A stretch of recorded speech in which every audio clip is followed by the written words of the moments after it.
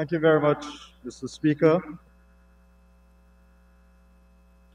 Honorable members, Mr. Speaker, allow me first to congratulate you and to congratulate your deputy and all other members of this House.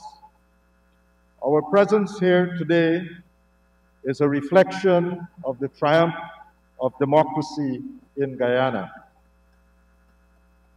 I want to recognize our international friends, big and small, who came to observe the elections and to ensure that they were free and fair. Their role and their presence were pivotal to safeguarding democracy in Guyana. Our nation remains grateful to them all. We want to extend a special thank you to the United States of America, and in particular, the Secretary of State, Mr. Mike Pompeo, for his proactive role in defending democracy in Guyana. We would like to welcome him to our country, and we are sure that he would have productive talks with us. Mr. Speaker, it was a long and arduous journey to restore democracy to Guyana. And I would like to thank the people of our country who stood steadfast on the principles of free and fair election, justice, and the rule of law. As one of my colleagues said, it was right here in this hall that we spent 34 days recounting those ballots. Every single ballot Mr. Speaker, we looked at. I stand on a point of order. Standing order 41-2. I remember you told me that the matter is before the court and it should not be brought here, and on that same order, I'm standing on standing order 41-2. Thank you very much, Honorable Member. Honorable Minister, be careful, please. Thank you, Mr. Speaker. Mr. Speaker, it is a fact that right here in this hall, we had a recount that was witnessed by the people of this country. And that recount proved conclusively that the People's Progressive Party Civic won these elections. And that is why we are sitting on this side and you are over there.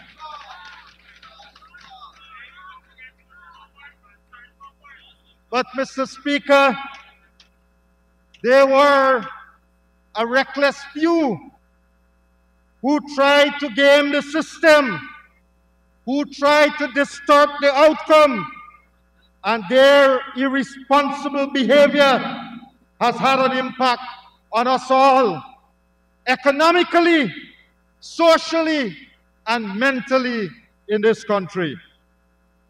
Mr. Speaker, on the 2nd of August, when His Excellency Dr. Irfan Ali was sworn in, this nation gave a collective sigh of relief.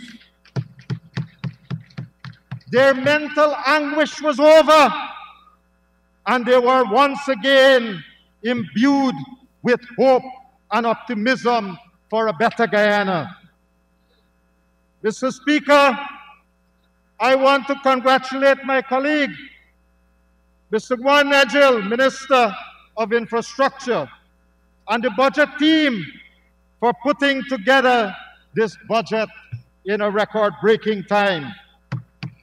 This budget, Mr. Speaker, provides a sensible plan to lift us out of the AFC-APNU quagmire and to inject a stimulus for the private sector to protect the vulnerable among us and to lay the foundation for a better Guyana.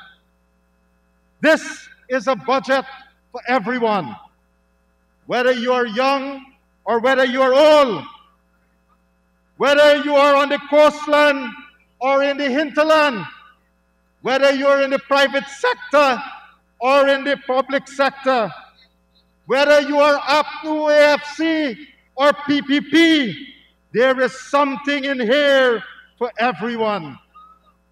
Mr. Speaker, but listening over these last few days to the negativity that has been oozing from the opposition, speaker after speaker, it shows that instead of them atoning for their sins and owning the atrocities and scandals that they have committed, they are now busy trying to deflect attention. But try as they may, the people of Guyana knows of their corruption, their mismanagement, and incompetence. Mr. Speaker, in every sector, in every community, there is a tale of woes. The public health sector is no different, but this sector is emblematic of corruption under the APNU AFC. Recall the Sussex Street Bond. Recall the HML drug procurement deals. Recall the constant shortages of drugs and medical supplies. Mr. Speaker, in 2018, when we raised these matters in the Parliament, the then Junior Minister, the Honorable Karen Cummins, said, "We have toiled and wrestled with this beast called procurement, and under the sagacious watch of my colleague and comrade, the Honorable Valda Lawrence, the procurement at the Ministry of Public Health was brought under control." And she went on boldly to assert, and I quote her again, "But this perennial cry of drug shortages will no longer reverberate across this country." Well, Mr. Speaker, imagine my utter disbelief when a quick survey of the Materials Management Unit showed that on the 5th of August, there were 206 items of medicine and medical supplies that was out of stock. There were 156 items of drugs with zero stock level. Put a different way, Mr. Speaker, it meant that the APNU AFC government did not buy medicines for the people with high blood pressure in this country. It meant that the APNU AFC did not buy medicines for the people who had heart problems in this country. It meant that the APNU AFC government did not buy medicines for the diabetic patients of this country.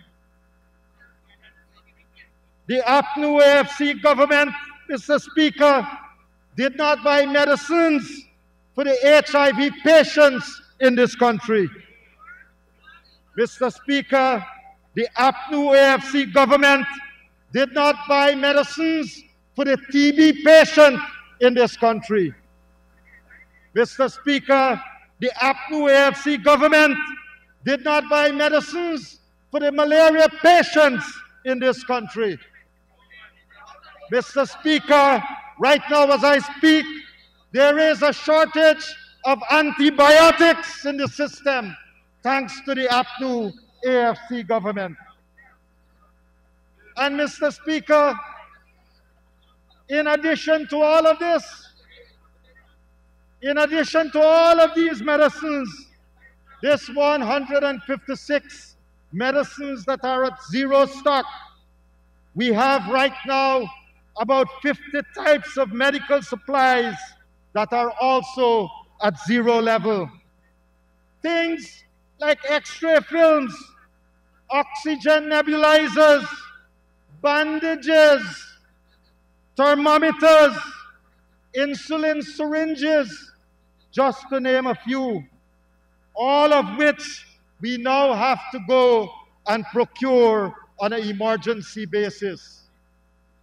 Mr. Speaker, to immediately rescue this situation, this government had to allocate $3.2 billion to make that emergency purchase of drugs and medical supplies, the tenders of which are opening today.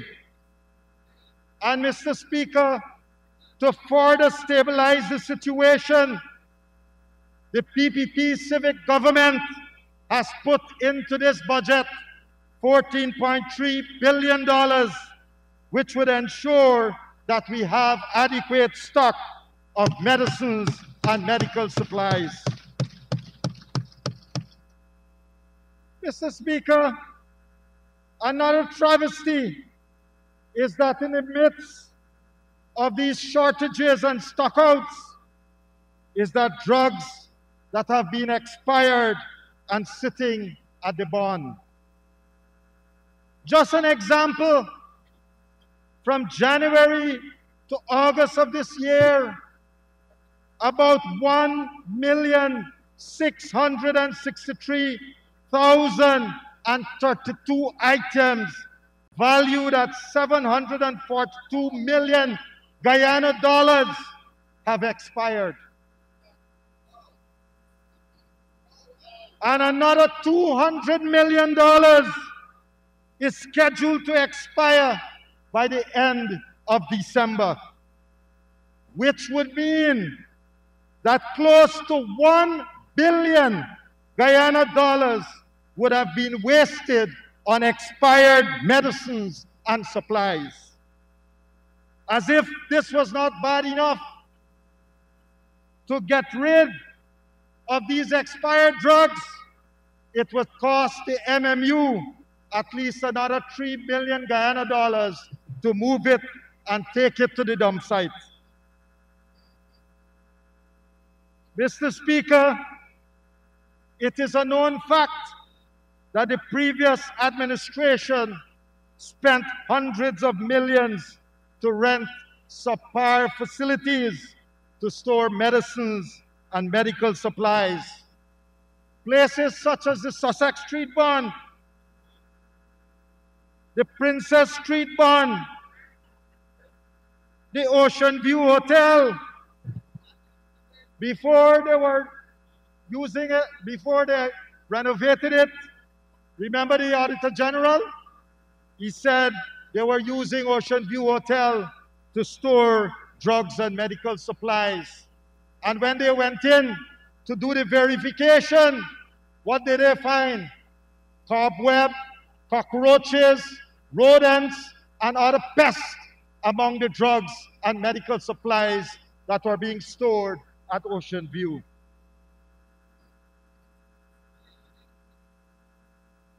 But Mr. Speaker, while the MMU Medical Warehouse at Diamond was filled to the brim with no space for the equipment to move around to do efficient stock taking and picking of the medicines and supplies because of expired and obsolete, unusable stock items taking up the space. As of the middle of August, about 60% of the space of the MMU warehouse was taken up with expired medicines and medical supplies or items deemed unfit for human use. Mr. Speaker, the story of stockouts, of medicine shortages, of expiration of medicines and medical supplies, of bond rentals, tell a story not just of incompetence, not just of recklessness. It is a tale of heartlessness, of indifference. It's a story that constitute misconduct in public office.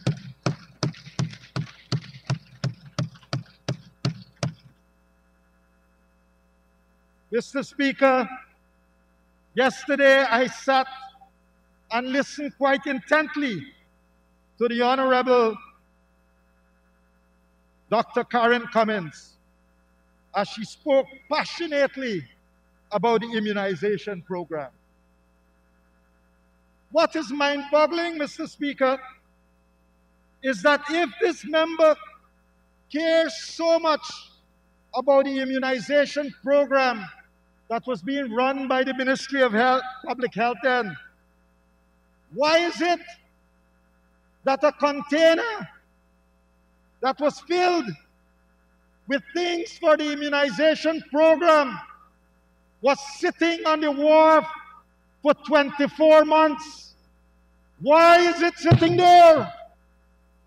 And when we came in, apart from that, for 24 months sitting there, it cost the people of this country $4.1 million in demurrage charges and counting.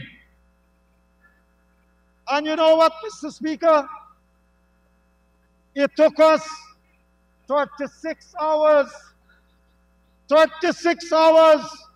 to talk to the relevant people and to get that container off the wharf and at the MMU. So, Mr. Speaker, when we come here and we pontificate about these various programs, we must come with our facts. And that is why, Mr. Speaker, if I am permitted to rename this book that was published by Lewis Carroll, I would say that in our midst we have Karen in Wonderland.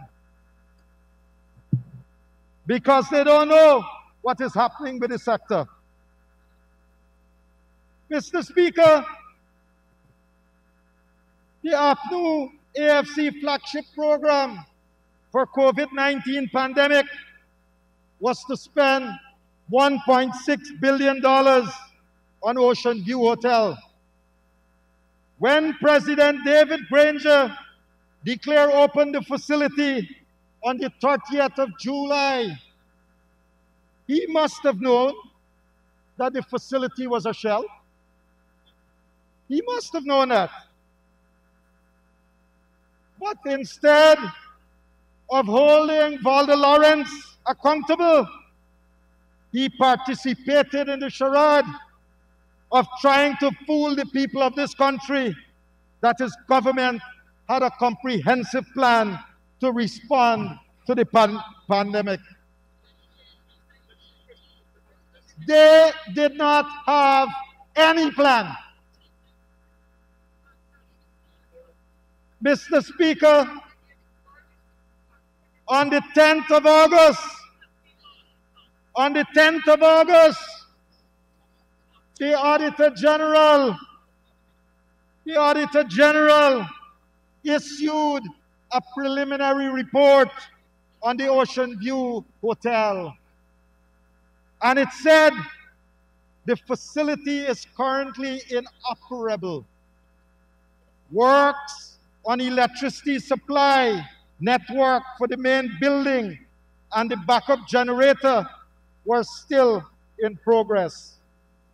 Elevators are yet to be installed, along with medical gas installation, while interior finishing works were still in progress. Here is the report.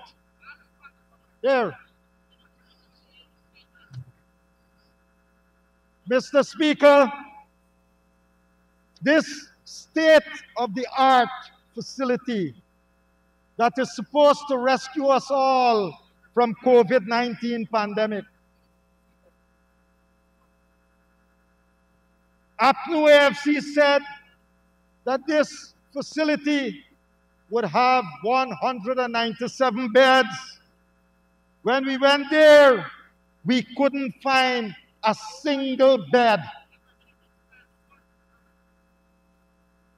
Mr. Speaker, APNU AFC said this building, this hospital, would have an ICU. When we took it over, what did we find? We find a piece of space there, nothing that resembles an ICU. Mr. Speaker, they told us that we would have an X-ray unit in this facility. When we went there, we are looking for the X-ray unit. We are seeing an empty space, not an X-ray unit in the hospital. Mr. Speaker, we were told by the APNU and AFC that there's going to be an operating theater in that facility. And Mr. Speaker, when we went there to check, we are still trying to see where is this operating theater. Mr. Speaker, they told us they would have a pharmacy in the facility. Up to now, we can't find where is this pharmacy.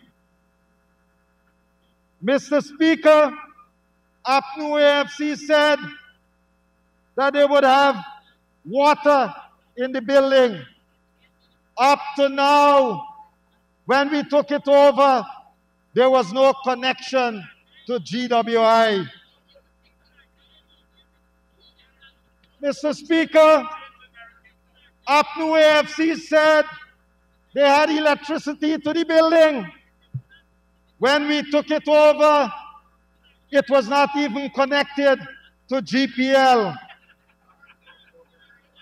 Mr. Speaker, they said that the building had a sewage system. When we took it over, there was no connection to any sewage system. We have to build one now. Mr. Speaker, they said that the building there had medical equipment.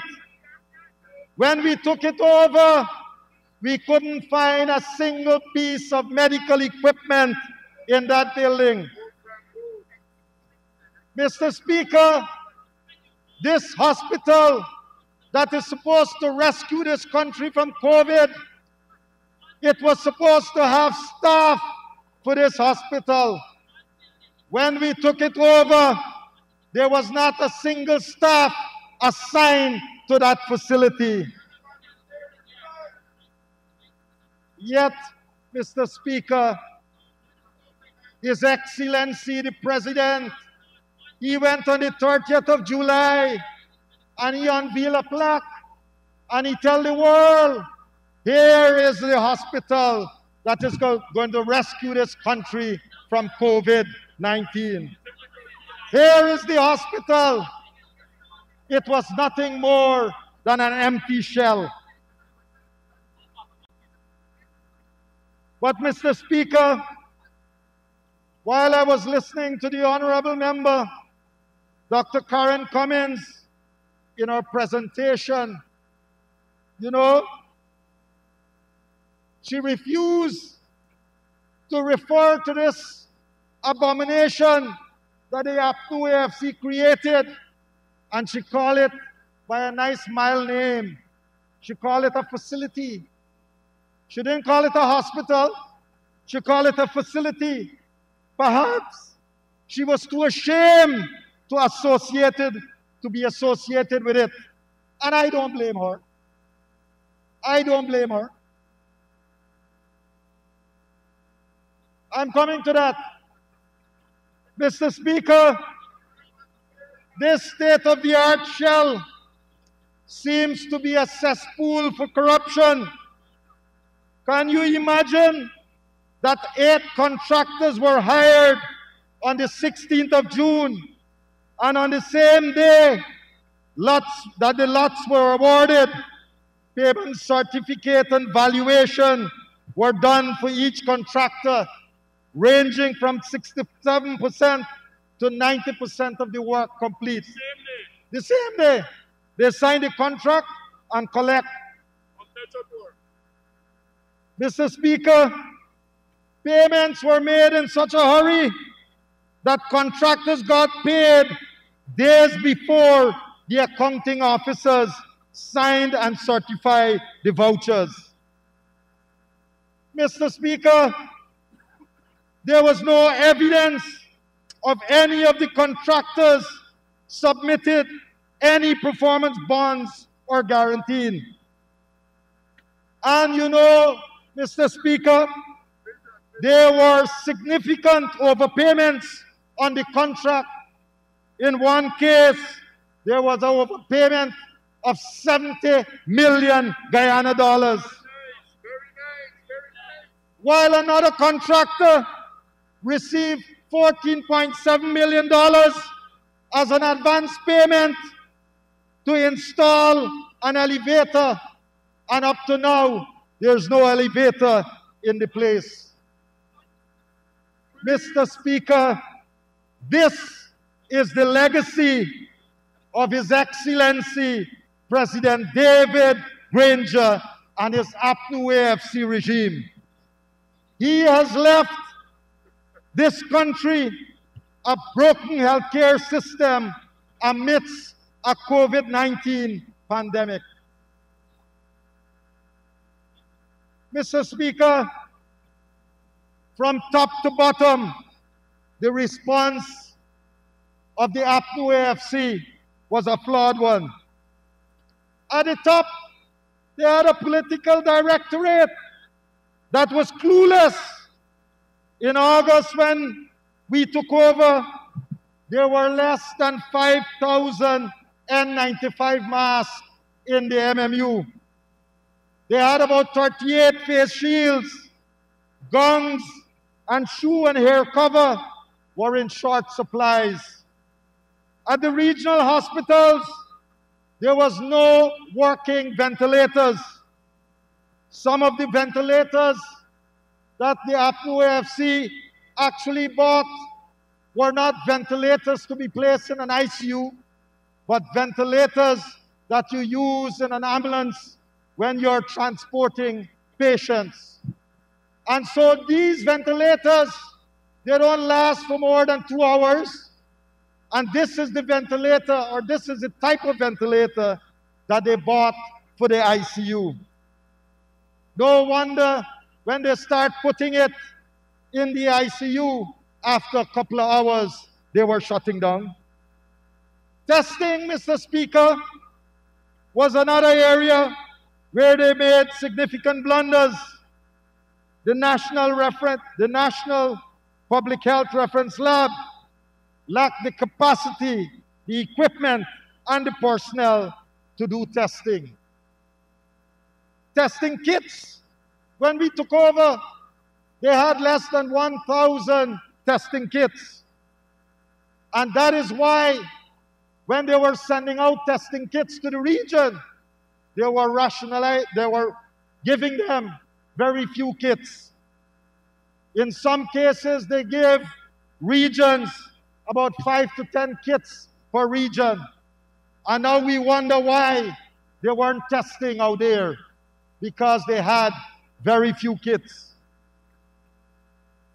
Mr. Speaker, one of the other things, when you had a person who had all the clinical symptoms of COVID-19 and they passed away, the staff was instructed not to take a sample from those patients so that we wouldn't test them, and therefore those deaths would not be accounted for as a COVID-19 death.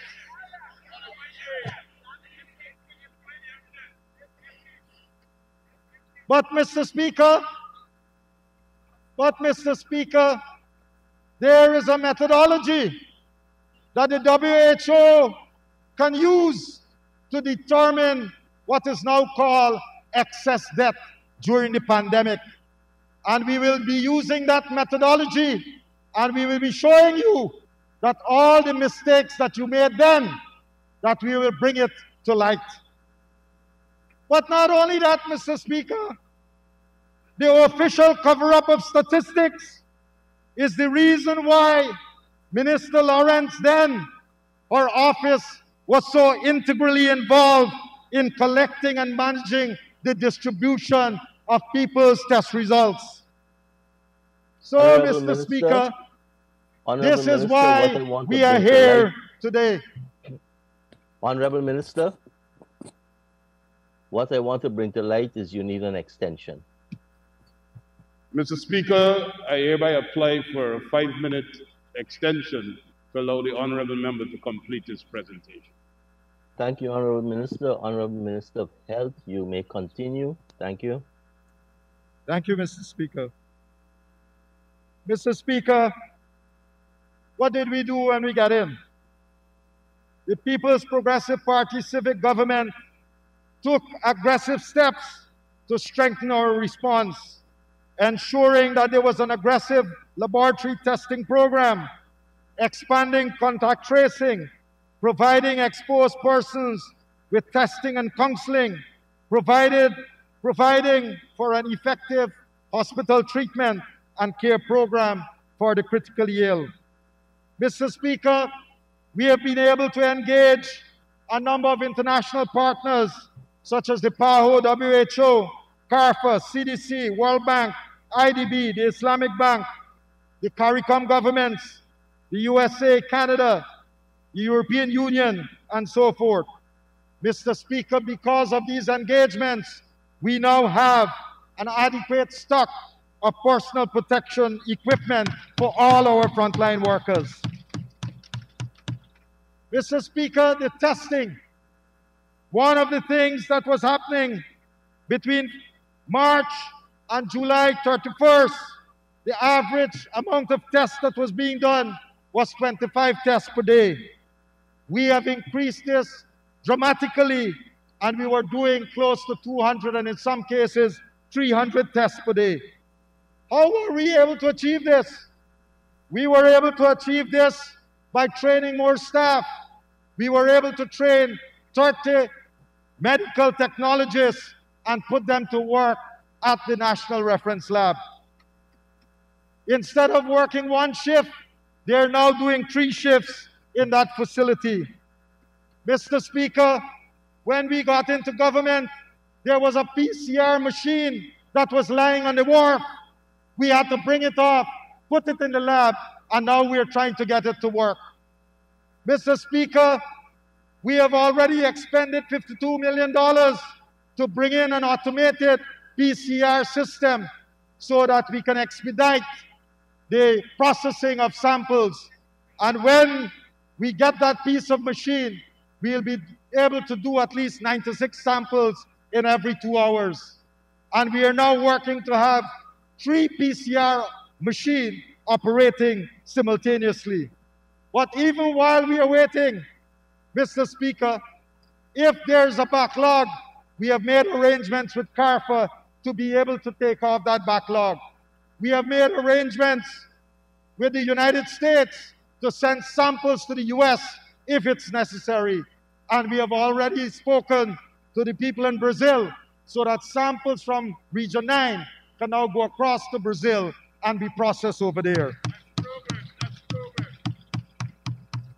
Mr. Speaker, when it comes to ICU beds, our main ICU is at the Georgetown Hospital.